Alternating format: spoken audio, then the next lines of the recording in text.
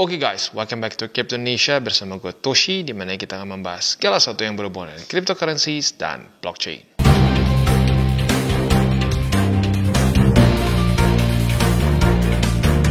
Oke, jadi pada hari ini guys, kita akan ngobrolin perbedaan hot wallet dengan cold wallet. Buat lu yang para sepuh, veteran, ya mungkin ini pembahasan yang wah ini basic banget. Tapi nggak apa ya, karena ini sudah masuk ke bull market yang baru, cycle baru, otomatis banyak ini ya, banyak junior-junior kalian nih ya, buat para wibu, kohai-kohai kalian nih yang mungkin masih bingung nih apaan, wallet apa, bukannya cuma bisa ditaruh di exchange. Nah, ini edukasi buat kalian yang baru pertama kali masuk ke dalam dunia kripto nih ya. Nah, jadi hot wallet versus cold wallet, apa perbedaannya ya? Hot wallet itu apa? Hot wallet itu kayak MetaMask, kayak Trust Wallet, dan banyak lagi lah ya. Tapi dua itu yang paling terkenal. Cold wallet kayak apa? Contohnya kayak OneKey ya, kayak Ledger, kayak Trezor, kayak Tangem. Nah, itu masuknya adalah ke hardware wallet. Apa perbedaannya? Ya, perbedaannya yang satu itu lebih vulnerable, lebih gampang kena hack ya. Ah, tahu dari mana bang? Emang lu pernah kena hack? Sayangnya pernah ya. Pernah, dan anehnya luar biasa. Gua sampai sekarang masih bingung kenapa gua bisa kena. Karena seed phrase udah gua taro, gua tulis sendiri manual pakai tangan. Setiap gua connect dengan dApps, dengan DeFi project, dengan DEX, gua langsung clearin lagi, gua server connection, tetapi masih kena ya. Dan bukan cuma gua sendiri yang kena. Mark Cuban aja, selevel dia aja kena MetaMask-nya. Dia hilang 870.000 USD. Iya, ini receh buat dia, tapi tetap dia aja dengan sepengetahuan yang sebesar itu aja dia tetap kena hack MetaMask-nya. Jadi jangan sampai kalian berpikir, wah sama aja lah MetaMask sama OneKey sama hardware wallet yang lain sama-sama punya seed phrase. Benar ada seed phrase-nya dua-duanya, tetapi security-nya akan lebih rendah mau tidak mau untuk di hot wallet karena dia selalu connected dengan internet. Sementara cold wallet sesuai dengan namanya ya, cold, maka dia tidak expose ke internet. Selanjutnya, ease of use. Ini menurut gua udah nggak valid di sekarang ya. Karena OneKey, gua pribadi udah pakai ya. Ini tuh bisa dibilang user friendly-nya, bahkan menurut gua ya, ini menurut gua, pandangan gua, dia itu lebih gampang dipakai daripada MetaMask kalau menurut gue pribadi. Dan bukan cuma OneKey ya, ada beberapa brand lain pun cold wallet yang generasi sekarang tuh lebih gampang gitu dibandingkan dengan MetaMask. Jadi ini menurut gue udah gak valid lah ya. Selanjutnya cost, ya ini valid karena kita harus bayar, kita harus beli OneKey ya, kita harus beli hardware wallet. Tetapi apa sih $50 sampai $250 dibandingkan dengan lu hilang porto gitu ya. Jadi lagi-lagi kalau menurut gue, ya belilah ya, nggak semahal itu gitu ya. Jangan sampai lu ngeribetin $50 sampai $250 hilang miliar gitu ya. Karena ini gratis ya, hot wallet ini gratis, kita bisa dapatkan secara cuma-cuma semua ya. Selanjutnya use case. Nah, use case ini yang penting ya. Mark Cuban hilang segini ya memang receh, dan menurut gua mungkin penggunanya tepat.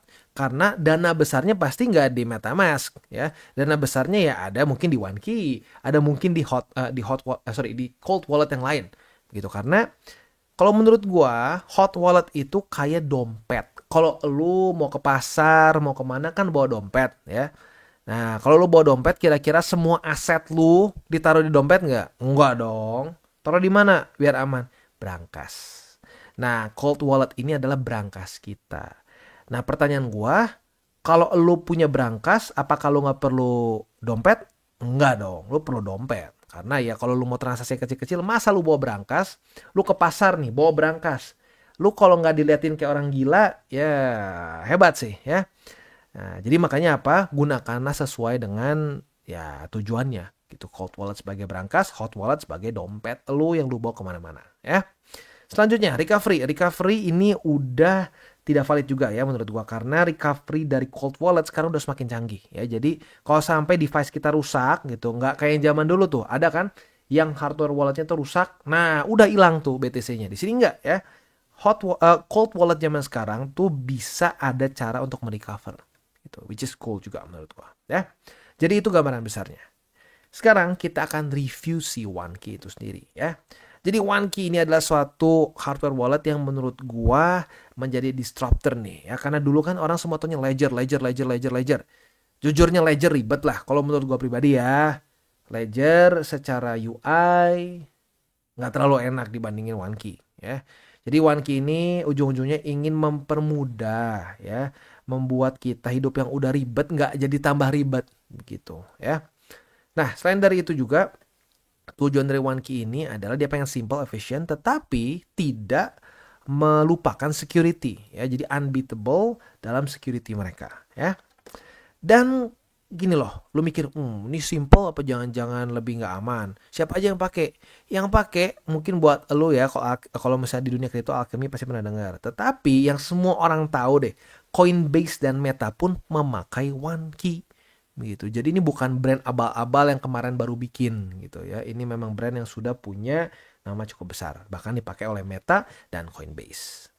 Nah, selanjutnya yang gue suka lagi adalah interface. Aduh, interface-nya menurut gue enak banget buat hardware wallet ya, apalagi buat lo yang pernah pakai hardware wallet yang zaman dulu gitu ya, yang vibe-nya tuh masih very geeky lah gitu ya. Nah, ini jauh lebih enak dan bahkan ya lu bisa tahu hari ini porto lu naik berapa persen dan seterusnya ya. Dan kalau kita lihat di sini juga bukan cuma ini saja, bukan cuma kripto aja, tapi lu juga bisa taruh NFT di sini ya. Nah, selanjutnya apa yang membuat OneKey berbeda? Jadi lagi-lagi penekanan mereka adalah mereka ini ingin orang-orang yang mungkin gak terlalu geeky, gue pribadi tengah-tengah lah. Dibilang geek banget enggak, tapi dibilang awam banget juga enggak gitu ya. Masih bisa pakai yang ribet bisa, tapi ya buat apa ribet kalau ada yang lebih mudah lah gitu. Jadi mereka ingin membuat orang-orang yang cenderung belum crypto savvy, masih bingung-bingung, dengan gampang bisa pakai gitu ya. Jadi itu, dan juga kalau kita di sini OneKey itu bukan cuma buat kripto tapi bisa juga buat NFT, dan sekali lagi didesain untuk menjadi simple. Digunakan 1 juta user dari 166 negara di 5 benua. Jadi lagi-lagi bukan perusahaan kemarin sore ya. Jadi itu dia kurang lebih gambarannya. Dan hari ini akan kita lihat ada 3 jenis ya. Yang kita akan review adalah yang klasik, karena lagi-lagi klasiknya yang paling murah. Jadi buat lo yang ngerasa bahwa aduh bang, ngapain sih bayar mahal? Oke, kita yang paling murah deh ya. Kita langsung masuk aja ke OneKey Classic 1S ya. Bentuknya sangat reminiscent of iPod Classic ya. Buat lo yang mungkin setua gua ya, buat yang SMP, SMA sekarang mungkin apaan yang kayak begini ya. Ya, iPod ya. Walaupun gak sama persis tapi ya lumayan mirip-mirip lah bentuknya ya. Harganya berapa? Cuma $99 ya. Gak mahal ya, apalagi kalau lu para sultan yang MM-an, aduh cuma segini, murah ya, murah. Nah, selanjutnya kalau kita di sini yang mungkin paling penting dari si OneKey ini adalah mereka menggunakan EAL6 Plus security chip. Ya, ini setahu gue ini salah satu yang paling tinggi untuk urusan keamanan ya, chip untuk urusan keamanan ya. Nah, selanjutnya ultralight. Gua nggak terlalu saranin buat dibawa kemana-mana sih, tapi buat lo yang mungkin perlu buat dibawa kemana-mana, ada yang harus dibawa, ringan ini ya, ringan dan gampang untuk dibawa-bawa. Dan kalau kita lihat juga di sini dia itu tipis ya, thin as a card ya, dan juga all platform support ya. Dia rata-rata exchanger bisa lah ya pakai si ini ya. Dan selanjutnya juga kalau kita lihat di sini technical specification-nya ya, kalau lu mau baca boleh silakan. Intinya dia compatible ke ya semua deh ya, Windows 10 ke atas, Mac OS 10,8 ke atas, Linux dan seterusnya ya. Lagi-lagi yang paling penting adalah ini, certification dan standards mereka sudah CC EAL6 Plus dan EMVCO certified ya. Oke, itu kurang lebih gambarannya. Dan selanjutnya ini bisa ditaruh apa aja bang? 5.000 lebih cryptocurrency sudah bisa dimasukkan ke OneKey dan terus diupdate ya. Jadi yang gede-gede Ethereum, BTC, BNB, SOL, Polygon ada semua di sini ya. Mungkin sampai beberapa yang aneh-aneh juga ada ya. Dan selanjutnya kalau kita juga di sini dia itu bisa manage with multi account ya. Jadi kalau lu bilang kayak pakai hardware wallet ribet bang, nggak kayak hot wallet. Sekarang nggak ya, udah kerasanya kayak pakai hot wallet aja, simple. dan juga all round protection, di mana mereka juga memprovide detection risk. Jadi kalau misalkan gitu ya, lo misalkan mau connect ke project tertentu yang menurut si OneKey berbahaya, dia akan ngasih satu warning bahwa ini ada resiko tertentu. Dan ini bukan cuma token ya, NFT, signature request, dan website. Contohnya gini, misalkan ada DeFi platform yang minta signature nih, lu biasa malas bacanya kan, panjang harus begini. Nah kalau lu pakai OneKey, lu pas mau signature dan ada resiko, dia akan nulis misalkan website ini meminta lu untuk melepaskan semua kendali atas dana lu. Nah itu kan berarti bahaya kan. Nah itu akan bisa keluar dari si protection dari OneKey. Jadi lagi-lagi ekstra aman ya. Dan sekali lagi seperti yang gue bilang juga, all platform covered, Windows, Linux, semua bisa dipakai. Extension Chrome, Edge, dan Brave. Oke, jadi kurang lebih seperti itu. Dan juga untuk security dari hardware-nya nih. Hardware-nya sendiri, di box-nya itu mereka ada self-destruct label, di mana kalau udah kebuka ini jangan dipakai ya. Karena kalau ini kebuka, artinya ini sudah ditemper. Dan ini nggak main-main loh. Udah pernah kejadian di Indo, pernah ada, di luar negeri banyak banget kasusnya ya. Orang pengen ngirit, beli di e-commerce lah ya. Misalkan $100 dia pengen dapat $50. Lumayan nih diskon. Ya diskon dipakai. Ternyata dalamnya udah jebol ya. Langsung duit itu disedot ya. Itu kejadian. Lu bisa cari di Google. Sering terjadi ya. Nah dengan label seperti ini bisa mengurangi resiko seperti itu. Ada juga security seal ya. Sekali lagi membuktikan bahwa ini masih baru, dan juga dari recovery sheet gitu ya. Just in case lo lupa gitu taruh di mana ya. Apa sih phrase-nya, pusing ya. Nah, kurang lebih seperti itu. Dan selanjutnya kalau kita di sini ada beberapa jenis yang lain juga. Ada yang OneKey Touch, ada juga yang OneKey Pro.